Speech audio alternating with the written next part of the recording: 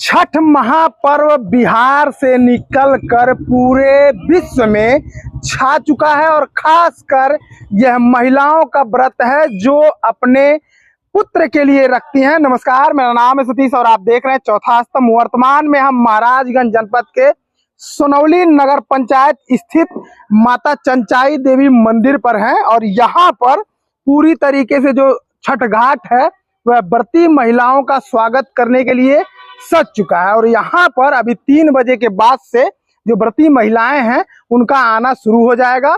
और छठ महापर्व के बारे में थोड़ी सी बात करें तो यह नहाए खाए से शुरू होता है। आज महिलाओं ने खरना किया, शाम को डूबते हुए सूर्य को अर्घ देंगी महिलाएं। उसके बाद अगले दिन तड़के सुबह उगते हुए सूर्य को अर्घ देकर ये व्रत जो है वो समाप्त किया जाएगा।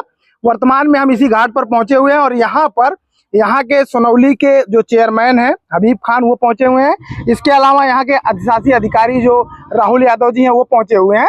यहाँ पर जो कार्य किए गए हैं उसका निरीक्षण किया जा रहा है ताकि जो व्रती महिलाएं आए उनको किसी भी समस्या का सामना ना करना पड़े। चेयरमैन साहब, किस प्रकार की तैयारी है और क्या क्या सुविधाएं जो है व्रती महिलाओं को दी जा रही हैं? यहाँ तो जोरों शोरों से तैयारी है और यहाँ नहीं, हमारा श्याम घाट भी छठ घाट है, वहाँ पर भी है और इसको आप भी देख रहे हैं। जोरों शोरों से तैयारियाँ, तैयारी में कोई कमी नहीं है और सारी सुविधा जो है जो व्रती महिलाएं आएंगी उनको दिया जाएगा और सारी सुरक्षा व्यवस्था दिया जाएगा। जो है इस छठ महापर्व पर आप क्या शुभकामना देना चाहेंगे, क्या कुछ कहना चाहेंगे व्रती महिलाओं को?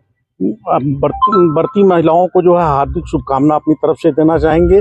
और ये बहुत बड़ा त्यौहार है, समझ लीजिए सारे त्योहारों को इस त्योहार ने दबा दिया है। इसलिए जो है हमारी तरफ से सारी माताओं और बहनों को शुभकामना। जी बिल्कुल, हमारे साथ ईओ साहब हैं। सर, क्या क्या तैयारियां की गई हैं? नगर पंचायत में कितने छठ घाट बनाए गए हैं और क्या सुविधाएं दी जा रही हैं?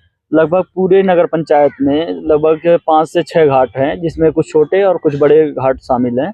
और नगर पंचायत की तरफ से हर साल तैयारियां की जाती हैं। इस बार और स्पेशल तैयारी की गई है और जिससे कोई दुर्घटना ना हो इसलिए बैरिकेटिंग भी कर दिया गया है पानी में, और लाइटिंग की व्यवस्था है और प्रसाद का भी व्यवस्था हम लोगों ने कर रखा है।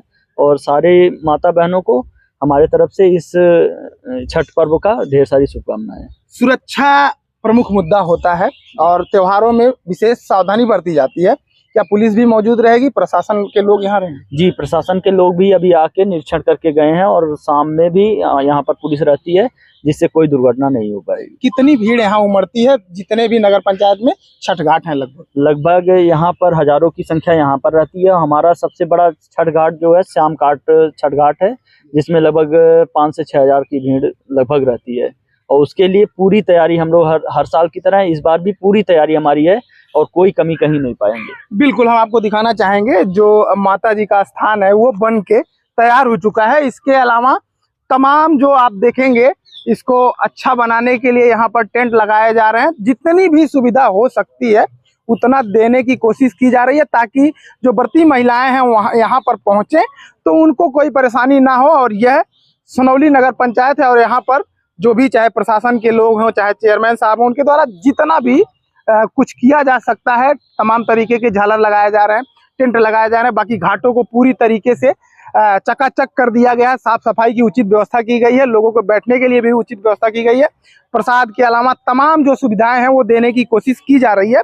बाकी छठ है तो इसमें कई खबरें छठ स्पेशल को लेकर चलेंगी। अन्य घाटों को भी हम दिखाएंगे, वहां पहुंचेंगे और बताएंगे कि क्या वहां की विशेषता है।